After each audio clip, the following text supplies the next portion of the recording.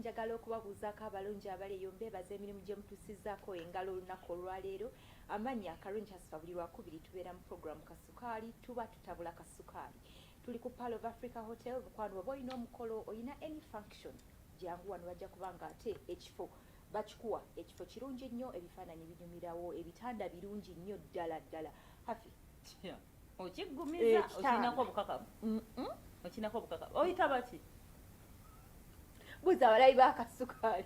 Abalabi ba Kasukaali twebaza kubanga bamutulindiridde buli lwakubiri. Twayanze nnyo twayanze go tuwoga omukisa bane mwebale comments zonna zibeera tubeera tuziraba. Kuliko Gulix. Oyo atabula Kasukaali awo ku social media awo mu comments noga dang. Abaana ne bamusaba ebi. Tokiisaawo. Naye nga bambi twayanze nnyo tweyanze era n'olunaku olwaleero weetuli tutabule Kasukaali bwe kanoogali essanyu lyaffe. Olunaku olwaleero tugenda katabula ne Katatumba. Ogamba otya? Jendi nsanyuse nnyo okubeera wano. Nsanyuse kubeera ku BBS TV. Nsanyuse nnyo leero. But fena tukimanyi oluganda lwa Angela era yennyini yatugamba talumanyi bulungi nnyo bambi. Naye tujja kugenderawo. Kuba mbogo nyingi. So mujja kunsonyiwa. Tujja kugenderawo. Kyemusategedde nga mutubuuza nze ne kalungi nga tubaddira. Olunaku olwaleero tugenda kuba twogera ku nsonga business n'omukwano. Ebintu bino twali badde tubigatta. Nga bwe tuli ne Angela nti olaba nti ali ne Andre balina relationship neggwawo naye ne basigala ng'ate batambuza business. Angela, olowooza twali badde tugatta business ne love? Omanyi ekituufu when people are working together ng'abantu bakola together bamu, it's always not advisable okuteeka muna okuyingiza mu bya love. Even at most workplaces don't want employees dating each other kubanga feelings bitandika omuntu then nebiyingira mu mulimo and then ebintu nebifailinga. So usually si kirungi kugatta business music. Okay, for me music or business and relationships. But omanyi life happens ebintu nebibaawo, but it's better to avoid it if you can. Hafi olowooza otya because nga bwe tulaba naddala bano abantu abalina amaduuka ag'ewaka agatunda sukaali biki mwami agajjayo nja kusasula akasawo ka sukaali ne mukanya ne kaggwawo nga tannabasasula. What do you think? Nze ndowooza nno mune tekiina buzibu kuba jjukira tuli bantu bakulu, buli decision gye tukola tuli bantu bakulu, you're 18 and above. Okweyagala mubeera mutuusizza emyaka, tewali kyemukola by mistake. Ne business kati lwakuba tugenda omukwano ne gutusinza amaanyi ne tuva ku mulamu omutuufu naye singa mubeera mutudde ne mugamba yes tweyagala because ekyo tetugenda kirwanyisa, it's nature abantu okweyagala nemanya mweyagala then ekyo ne kibeera side naye ne mutuula nga muyina time buli time nga mubeera nga muli married wadde mubeera waka naye nga mudde waka there's time for family and then wali time yogenda ne mukola ne mugeroba ne ku mirimu gyamwe. So kyandibadde kya buvunaanyizibwa okweyagala sikulinako buzibu neyekubeera wa kuba munange at the end of that day ensonga why we are living. So muinako wabwe with time nemugamba kale bwe tuba time bweti kati nga ku ngeri ku side ya Angela nti tukola music bwe tuba mu studio it's music eno time ya mukwano gwaffe naye ne mumanya kino mukipanze mutya ne kino bwe tutuuka kweno stage kyekigenda okubeera bwe tutuuka kweno lwakuba usually ng'abantu era nakyo kirina mu as human beings twerabira nnyo nti ekintu kijja tutuuka ate kisukkewo ate buli kintu kirina enkomerero yaakyo naye kiba kituuka ku nkomerero yaakyo tukizza kitya, how do we bring it back to normal ne tusigala nga to driving into the right path ne tusobola nga either omulimu ne gusigala nga guraninga n'omukwano ne gusigala nga genda mu maaso. Anti era kati obuzibu obubeerawo era mbadde njagala kibuuza Angela nti tutuuka ekiseera omwami n'agamba mpolaayeko ku kusente wali owozeeko omusajja ssente? Borrowing, lending. Okay. Wali owozeeko omusajja gw'oyagala ssente? Have I ever lent someone money? Yeah. Your boyfriend? Yeah. Somebody I was dating once before. I think that's another problem. Boleta ssente mu mikwano.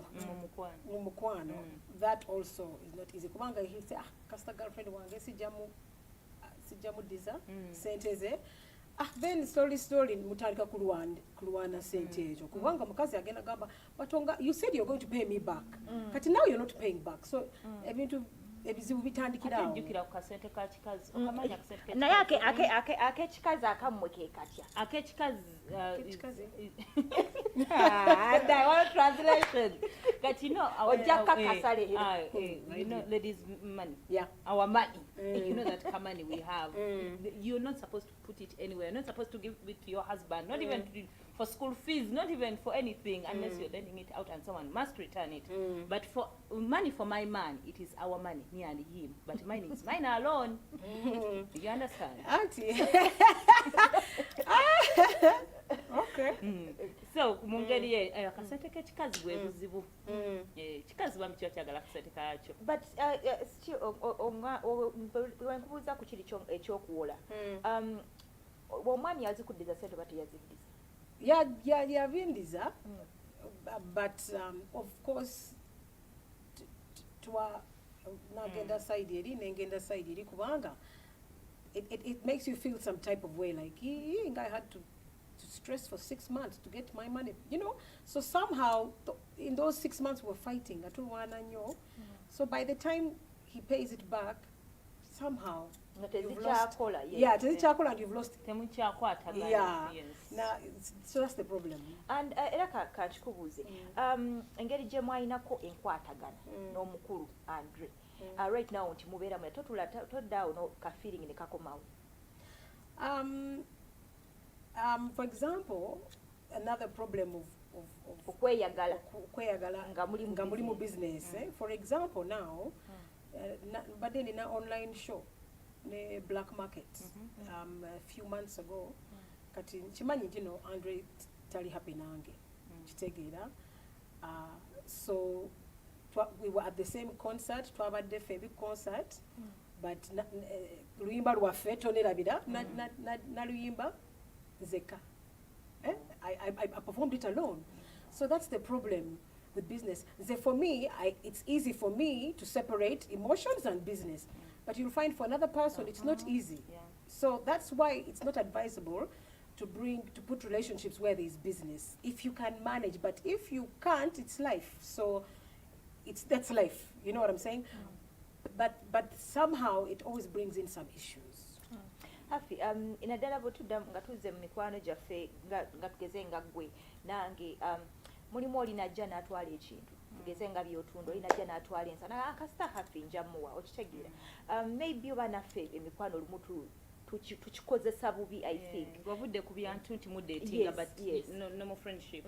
I think abantu bandibadde ne respected business. You know, business is business. Buli omuntu gyoyimirirawo nga ggwe. But because people don't respect others, nti I take you for granted wadde tuli bamukwana ngamba oyo njazimuwa oyo kalungi ye wange njazimuwa naye oli business ye olumu okute capital omutute like she cannot even kugula bintu birala kubiza mu dduuka lye gwotambudde ogenze naye business yamu negenda tambula atya nti fenga abantu tulina okwekuba mitima gyaffe nobeeramu ak'obuntu humanity nomanya nti kale this is someone's business also naffe abawola before nga sinnabakuwola tulina emikwano mingi mulimu emikwano nga tegikola okitegeera ali awo tolaba talina income ate omuwoza ekintu kati gwoba olowooza ki anti aba ayinza okusawa kukankatwale nja gwe naafuna nja kuko kati akookalaba banga akamuwadde wali wakuwadde alhamdulillah. But like those are good points, but in a nutshell, relatives with business, lovers in business, it's not good to put them together. Kubanga people end up taking each other for granted. Yes. That's just my brother. That's just my man. And that's they where will have to understand. Yeah, and kumbe for them, they don't understand because they have to move the business. So it's always oba tukolenga contracts abantu tubasibenga ogenda osibaani kojjaawo to take them to prison. Yes. It is business. You see, now you can't with a husband or with a brother, with a sister. It's hard. Abantu bajja kujajinga balina engeri gye ba yeah, exactly. Abantu bajja kutunulira nga omuntu mubi nnyo. You know, or your brother wo, you should understand. Mugende ku side ne husband wo mwogere. Because even aba police bagenda kutunulira nti hey, mugende mwogere. So even that in society it can't really work for you. So do you advise, Angela, if you're my friend or my sister, you come to my shop, nina byentundo bantudange ngoye or pieces. With friends, a friend should respect, at least with a friend. Then no jane nkugamba asigenda kuwa. Togenda kusasola ebintu Like, byange. no, I'm not going to give you that piece because you don't have cash. Yeah, it's understandable. So you can also train your friends and say, look, this is business, you have to give me money first.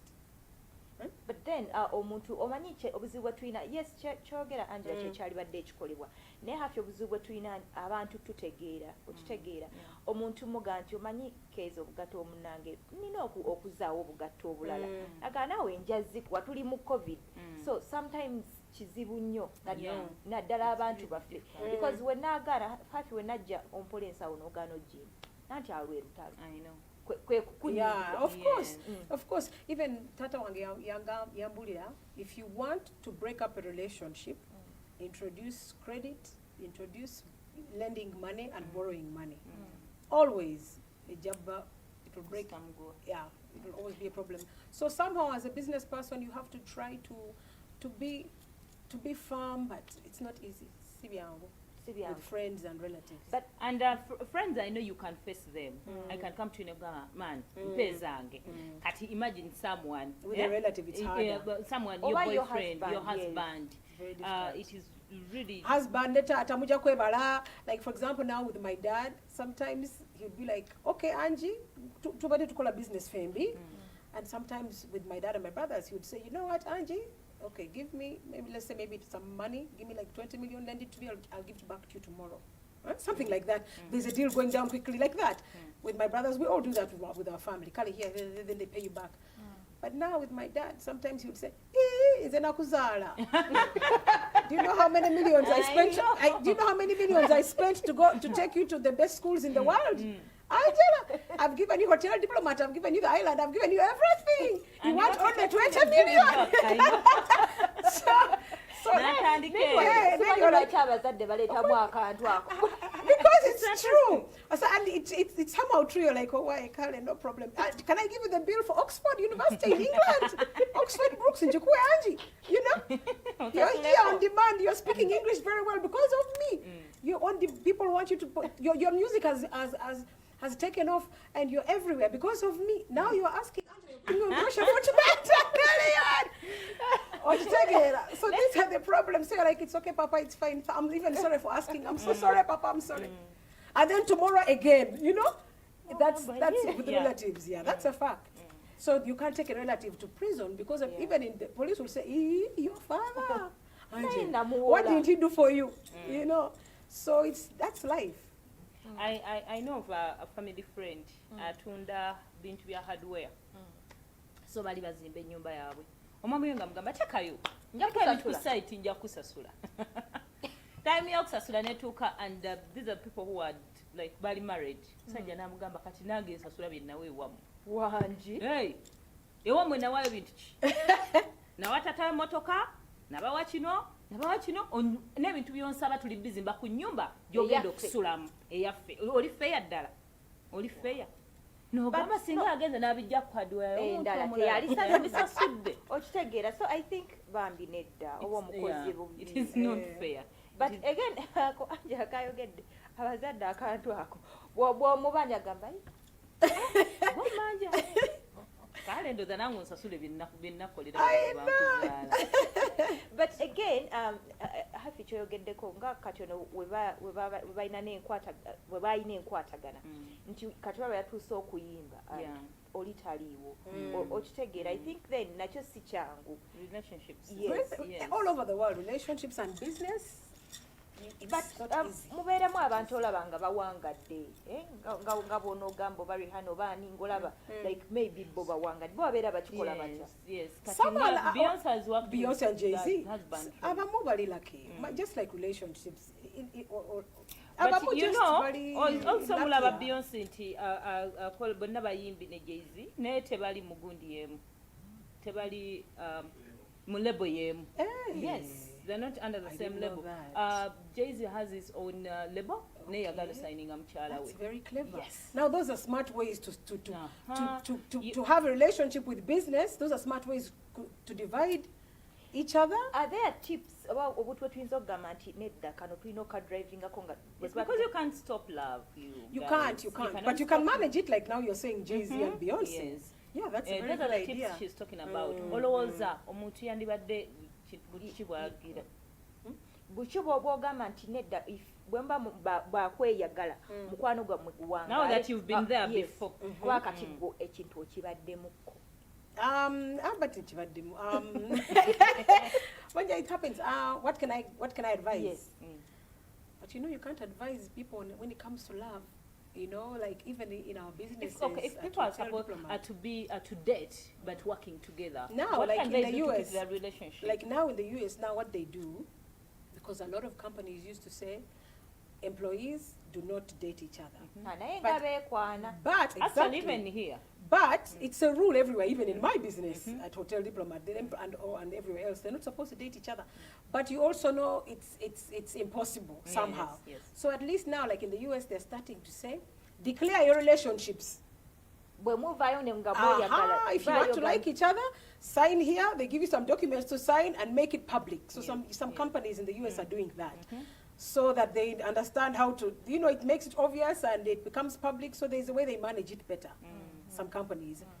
But others keep saying it but lying to themselves that it's happening. There's something I had, Flavia Chebakola and Kabura, they work in the same, So they had to declare their relationship and they got married.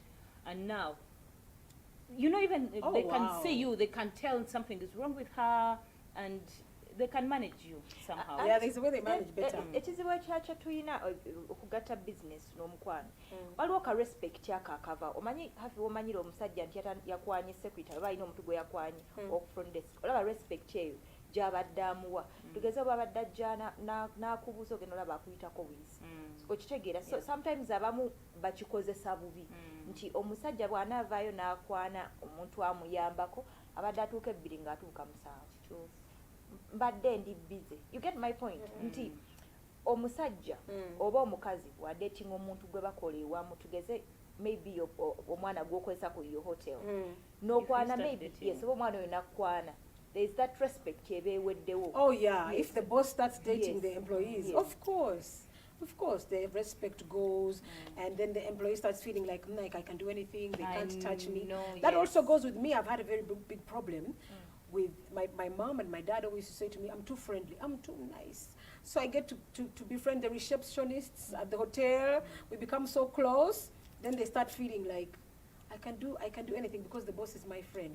So my mom and dad used to say, please stop it. But that was the big thing that I had to learn to separate my relationships with my staff. So even these were close friendships. Like after food, after work, I'd say we go out for drinks, and I'd take my employees out for drinks.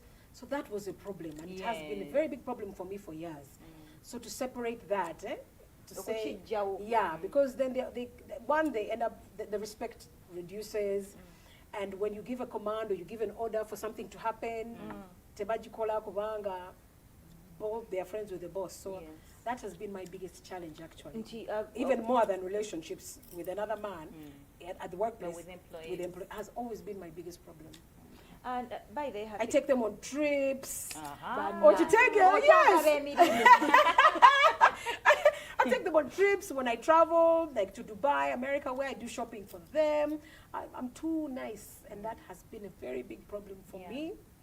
My staff. No one can take you for granted unless they know you. I know. Exactly. I know. Omulabi abulungi tugenda kuba nga tunywa ku lwendo lw'amazzi temuvaawo tukoma program Kasukaali ekyagenda mu maaso.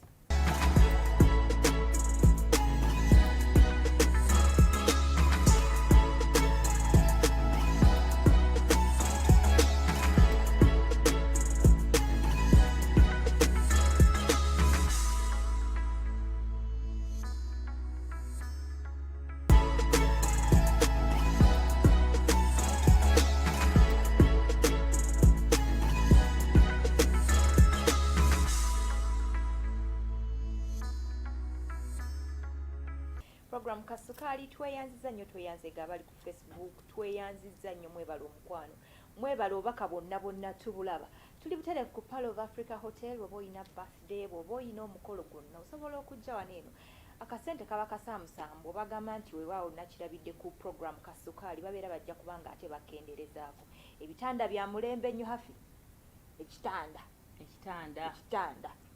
omwana yagambye sawundi ya muno baagikwata ne bw'oba okola ki mu kisenge ekiddako teri agenda manya nti gyolikizezimu ku nsonga ennungi eziri Pearl of Africa eyakakyeyugako ku telefina twogera ku nsonga y'okugatta omukwano ne bizinesi tukigaziza wamu kirina ebibi weewaawo kirina n'ebirungi tuline Angella Katatumba tugende mu church nga tonnaba tuyimbiramu by the way I will later.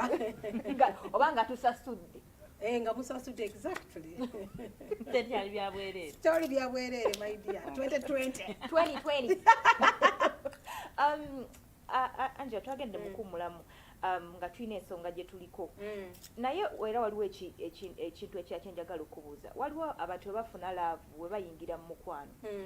Tunagulawo ne joint account. Wali badde olowooza kituufu abantu okugulawo joint account. Joint account naye ereeta bizibu kubanga bwe ndaba each other mwe bulaba nti no omu has removed 2 million from the account. Kati bwaddaka nomugamba hello, why did you remove 2 million from the account for?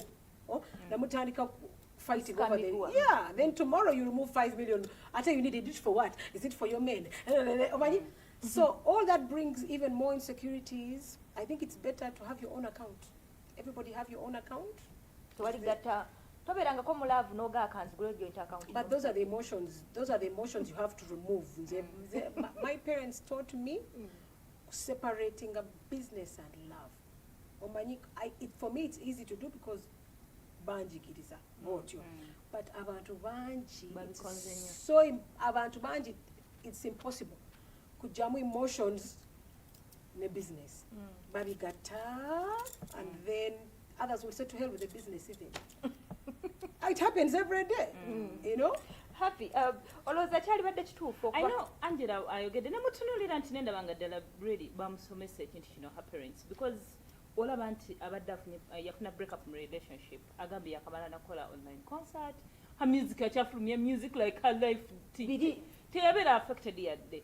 But I can give you another celebrity couple where is Fear and Cuts nti were breaking up and her music went down. Such a very talented girl and her music went down. Nti woba toli strong obanga tokimanyiiko kiba kigenda kuputinga down like that. Yeah, it must. Emotions of relationships are not easy. You know, don't undermine that force of love. It's a very, very powerful force. People commit suicide. Yeah. I remember my first husband wange yasoka. The first time we separated, he was my first boyfriend. So we separated. Nempulira just mbadde nsaba Katonda anzite. Because I was so emotional, crying. I lost 38 kilograms in 3 weeks. And yeah, ice for 3 weeks. No appetite, nothing, crying.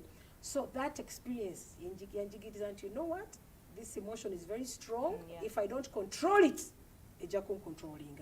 So even girls and ladies, start learning to control your emotions. You know what I'm saying?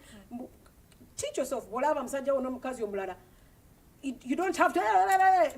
That's embarrassing to you and yourself. It even cheapens you. Walk away. That's control of emotions. So when you teach yourself that, it becomes easy. Disappointments become easy. Okay, bakumulamwa. Oyina kyoyogedde controlling emotions. Imagine okomyewe waka nosanga omwami wo ngali mukola bibi. Bibi ngachi yogera. Yogera. Say it. Ebibi ebiriwa. Bibi ngachi because to you HB may not be HB to me. Bibi ngachi. Zambi vuddemu. Specify. Nga batabula kasukali. Cheating. Oh, cheating. In my bed with another woman. Of course, that hurts you. But if you can train yourself for disappointment, you watch, you walk away, you close the door, you just walk away. If you can. Yeah. I mean, you don't have to. Oh, many these days, people make it okay to fight, okay to beat the woman, okay to kill the man, okay to kill yourself. That's not okay. So when you train yourself, that won't become an issue. Now, okay, this fool, you now lost me. Kale, enjoy yourself. Hopefully, it will be worth it. And then he will regret big time. You know, walk away. That's even a bigger punishment than quarreling. Abasajja bagala obavume. They'll even tell you, at least mvuma, but tosirika. Do you know that? Yes. So it's better to say, hey, control yourself, even if you feel like, my God, control yourself. Just walk away. It gives you the power, number one. It gives you the control, number two, and you handle the situation much better. Instead of ogenzeka, no sanga problem, no yegera more problems. Omukazi ogenze, no mukwate chupa, no mukuba, now a food day, kati no musajja, na ya food day. Now more problems, more. Instead of building more problems, handle one problem and you walk away if you can. It's always better. Take a glass of water and Munyang, it's not easy, but walk away. It's just never walk away, leave the house. Look for someone you can talk to. Look for a person oyinza okuyogera naye. Nemugamba gw'oliwa katwogere ebintu bibi wano. Musajja musanze nga akola ebya kisiru.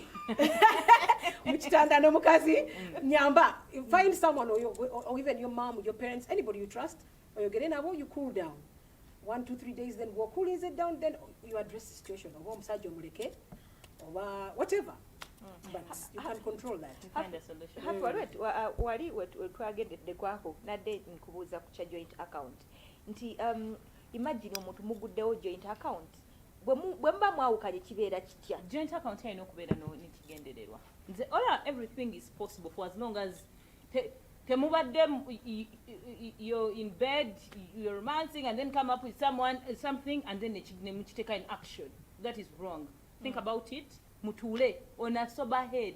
Sober head teba ko bintu bizitowa. Sober head teba mu love. Sober head. Then ne mu discuss nga ne mugamba kale. To kole joint account. Joint account yano yachi. Otekako meka tekako meka. In the future when you have kids. Bwemba temunafuna bana. But batufunya abana. Eyinzo tuyambane tutandikawo business oba ntuzimbayo emizigo ntugulete kan tuzimba emizigo nejigira abana. Because nze kati enaku zino sikya believing I don't know oba nze. Okay, I love money. Njaga nnyo musajja mpa sente. But again, I believe tusobola okukola babiri naddala nga mugenda ku having abaana. So buli kimu kirina kubeera about your kids. Joint account eno ngenda teekangako $20 omwezi.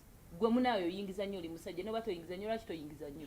Teekako $5. So you're for joint account, you prefer it? Yes, I would. So for me, I think those are the things that cause bigger problems. Kubanga together mugambye katu savingire for the abana. Future yaffe. Everybody is doing it with a good heart. Now The future happens. Omusajja starts removing money from your joint account. But you know, with the joint account, Angela, you can't remove money when I've not put he can lie to you. Yeah. I'm using it for the kids. There's something. Something happens. Now he removes the money. You've agreed it's supposed to go to the kids. Yeah. Then now you find out he's busy taking a woman to part of Africa. Oh, yeah. Take auntie. That's what I'm saying. This is what happens. Mutandika with the best of intentions. But you're setting yourself up for disappointment. Is what I believe. Because people start, even marriages, nobody plans to break up. Yeah. You start with the best intentions, but life happens. So now you have your joint account. You've agreed the money should go to buy books for school fees. Musajja jutute part of Africa. Exactly.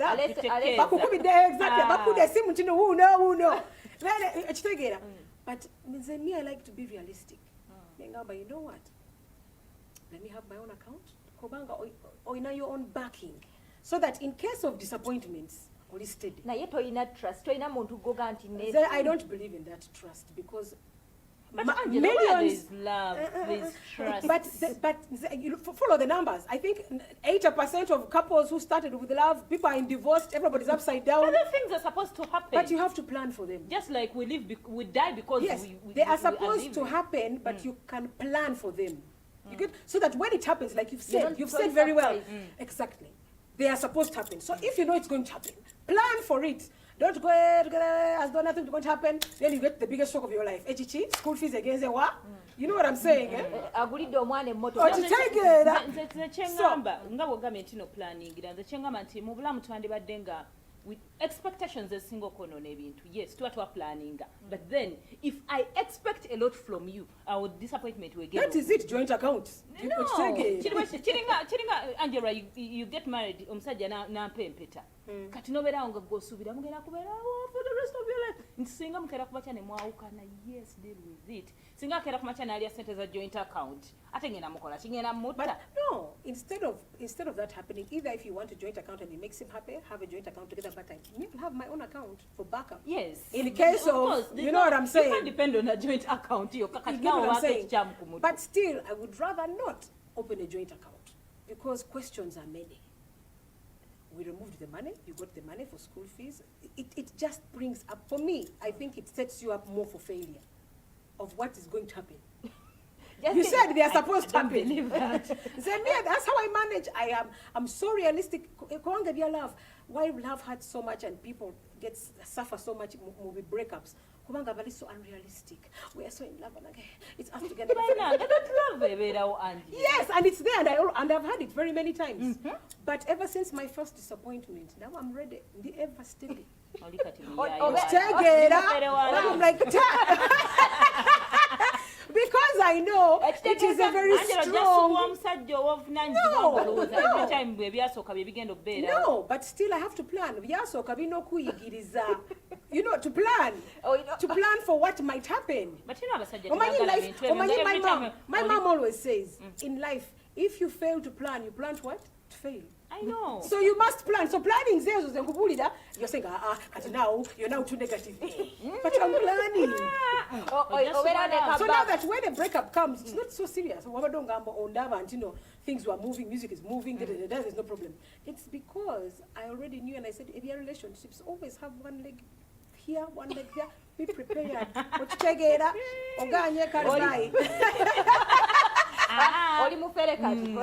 it is true. You live once, you die No, once. you have to learn not to jump in with both feet. Even in life, they tell you, don't put all your eggs in one basket. Don't invest in, you have to always be prepared. Business, trusting. You can have trust, but you can have a backup plan. Yes. For example, now, if your relationships abroad now, but and they say prenups. You've heard of a prenup? Yeah. That's planning. They also fall in love with your dollar, yes. But they also know the statistics are high of problems. Yes. That's what they call planning. So we're in love now, we're dying of love. So because I know that my things are mine and yours are yours. What you take it? That's planning.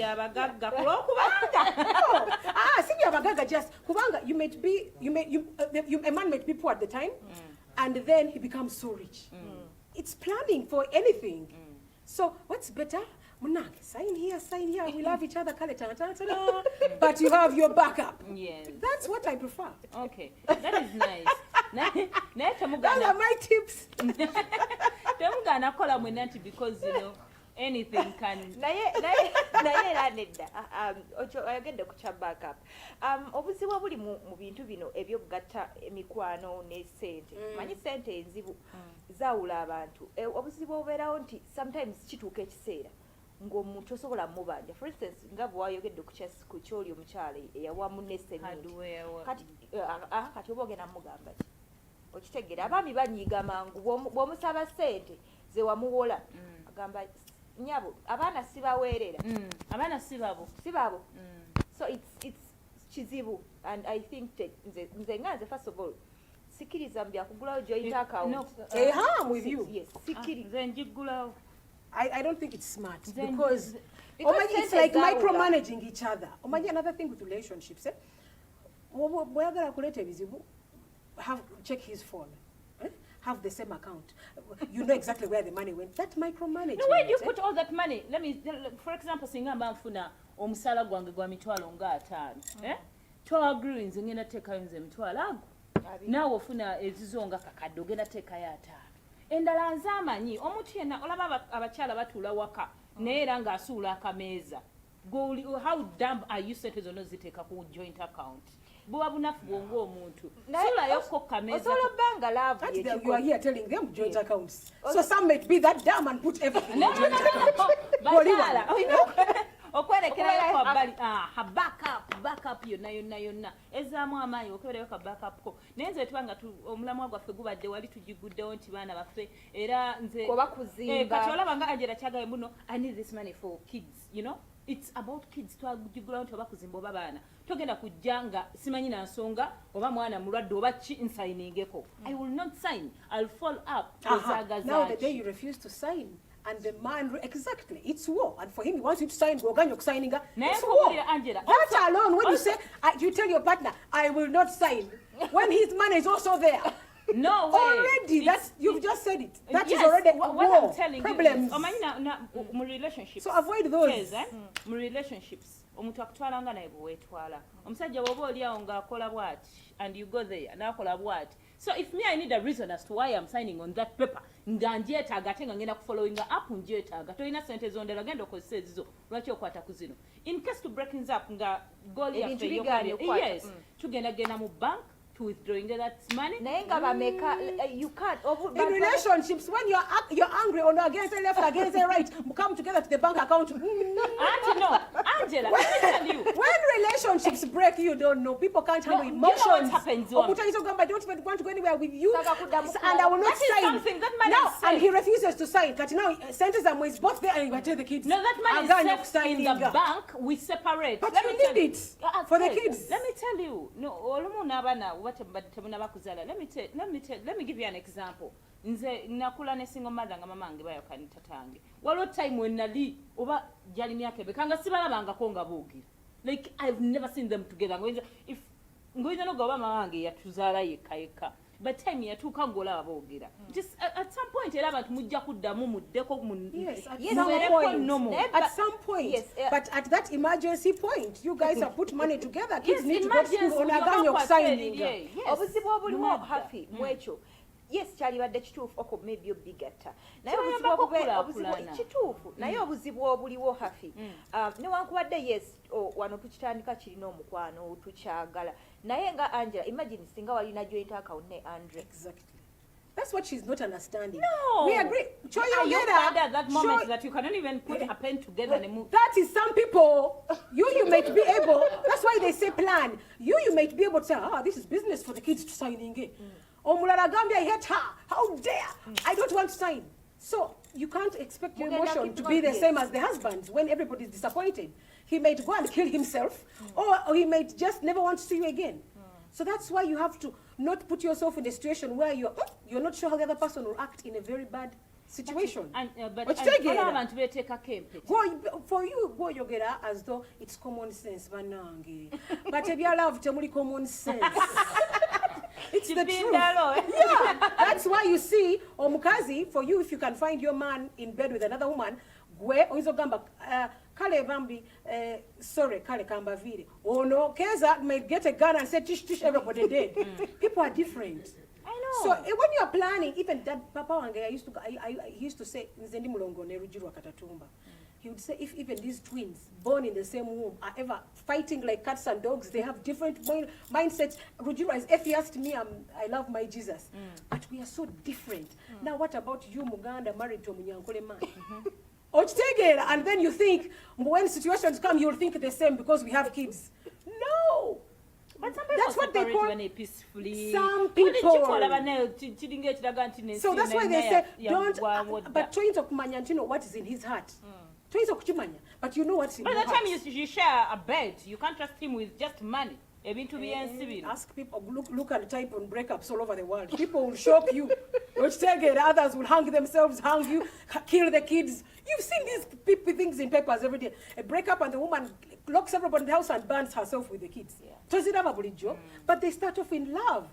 So to avoid all those things and putting your whole mindset and thought and assuming that somebody is going to think the same way, avoid it. Avoid same bank accounts, because when the worst happens, you may not act the same way.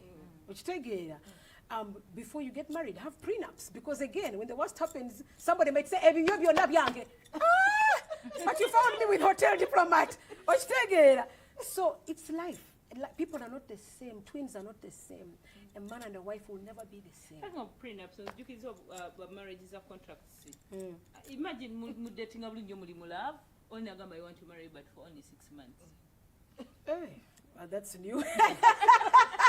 You know, That's kind new. of marriage gundi zavanga mu Jennifer Lopez ne bapididi bonna bonna 2 years we twatuyagala nga tutongerayo. Yeah, people are doing that yeah, in the States. but of course tekisobola kukola mu culture yaffe tekisobola kutambula. Wayogedde ku kyessimu walikebedde esimu y'omusajja? Those are things that I stopped. I have ever, everything I do, I learn fast, and I realize, at night, baby, let me go through your phone, or so you go through my phone. Who did you call? Katyo Jakulaba, Keza, Rosie, Harriet, who you start fighting. Kumbe the Keza was the mother, Rosie is the sister, Harriet is the other sister. Kumbe you're on the floor bleeding. It's not worth it. In the phone, you'll always find women's names, and in the woman's you always find men. So to avoid that, to avoid issues or problems, to avoid lookings, and me I find it now. I know it's looking for problems. So that's where now trust comes in. If he's with me, let him be with me. His actions will tell. If a muntu are cheating, actions will tell. But Angela, you don't have to look. You know, if you can't look in someone's phone, someone you love, you know, you're oli mugundi mudenials. Because and looking is not denial. Do you know how many people get phones? Please, they delete. I call Barbara. I call who, then I delete because agenda case again. She's go again. Let me delete. Isn't that not denial? It is someone's phone. Thank you. Amani will joke. So basically. Let me do everything here, then deleting all the messages. Let him That's hide. even worse denial. Do you know, and you want to know what is in my phone, and you're like, oh my God, what if I find something that will kill me? What if I find something that you get okuntisa? I want to check again. It's better to say, you know what? Because let me tell you, when someone is cheating, that you not find out that phone. It is somehow their behaviors will change. It's so obvious. Sometimes, for example, you can tell, especially men are creatures of habit. Actually, most of us are creatures of habit. When someone is so in love, you can tell. He's been calling 2-3 times a day. Now he's calling less than half a day, even super BP. That one, you already tell her, already distracted. You don't need to go through a phone to tell. I tell you, Basaja, they are so emotional in the beginning. They want you. Men. When men want you, they want you. So that the minute they start withdrawing, it is so obvious. No, it's so obvious. Even when he's busy, you can tell. You can tell. So kati gwaba yakwantinga nga yakufuna. Someone yangamba konti president yesimba wataba kyanonyeza kyobululu. At what? You know, when the president now the elections, yes, now they're campaigning. After when you will vote him in, we don't even look for elections anymore. No. Yes, so that is. So what are you saying? With men, you will look for. No. Let me tell you, I've been blessed with men. I'm gonna tell you the truth. There is a way you can tell, and when they love you with everything. But then when issues come, you can see the distance. You can see it's so obvious. We don't need to look through phones. I tried looking through phones once. We almost killed each other. I said, okay, clearly that's not the way to go. Like Chicho Walaba. Not just problems. Harriet Ani, my sister. I don't know Juliet, my sister's sister. Anyway, the man.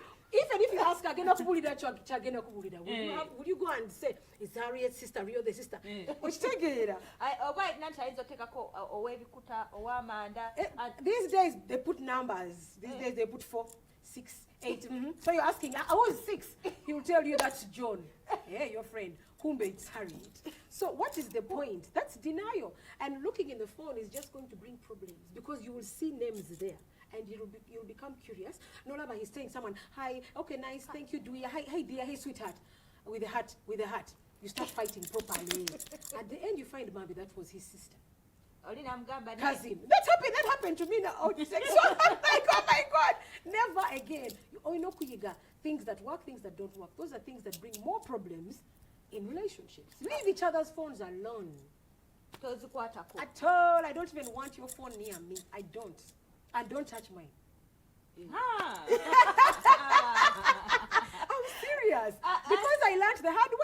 Before, when you get home, here's your phone, baby, here's my phone, and I'm checking, and I'm in my head, I'm like, I'm checking, but how has he deleted? Even you, as you're checking, you know this is a joke. Because Gomanyi, I already deleted everything. They are so toy natural. So what do you expect from his exactly?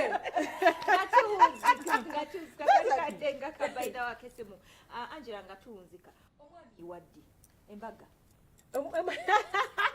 Omwami omupya. Munange just to dating, just we're studying each other. So to Charlie cool that baby innocent stage. In the beginning, everybody is not themselves. Did you switch off your call? I put it in silence.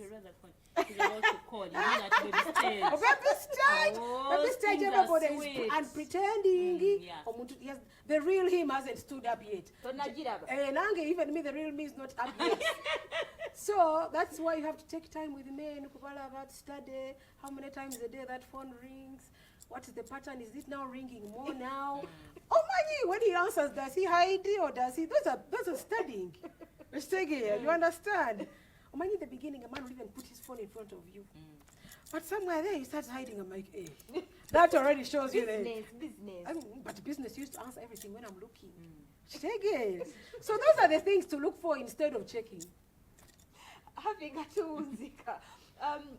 Chicho, akagambo kakasemba about the topic ya fedye tubadde nayo olunaku olwaleero say a business n'emikwano having a business n'emikwano ddala emikwano egisinga ogifeesinga omukwano gwa mami ne daddy like Angela said bayinza okugamba waayi nange nakulabirira but ate ayinza okwakuba mu kifuba n'agamba omwana wange kamuwa akasente ke business y'omukwano gwange ne kalungi njagenda mutunye maaso mugambo waayi zange zimpe business ey'omwami n'omukyala eri quite different nnyo nemba musazeewo kikola mubeere mature enough mubeere sober enough muteekeo terms and conditions. Love is blind but that it will not blind us at to an extent of tudde mu maziga. Yes, tubeereko sober ebya love bidde wali ne business edde wali.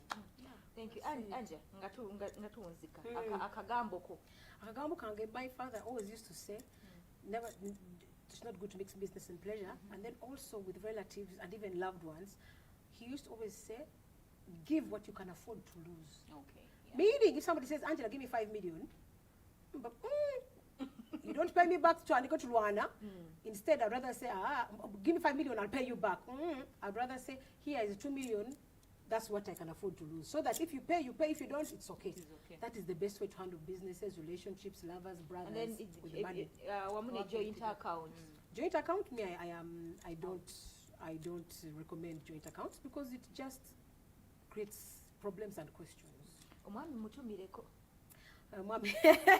Nide. Kutumide.